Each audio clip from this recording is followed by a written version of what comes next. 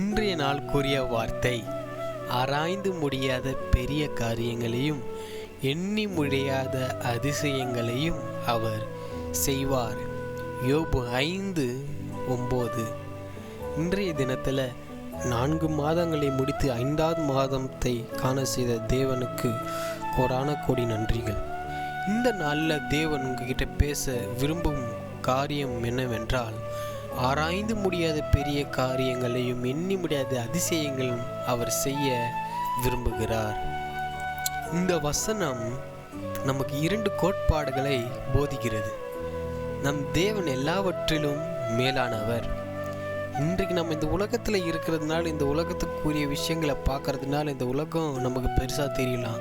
இந்த உலகத்தில் இருக்கக்கூடிய பாடுகள் நம்மளுக்கு பெருசாக தெரியலாம். இந்த உலகத்தில் வரக்கூடிய நோய்கள் நமக்கு பெருசாக தெரியலாம். ஆனால் இதை காட்டிலும் நம் தேவன் பெரியவராய் இருக்கிறார்.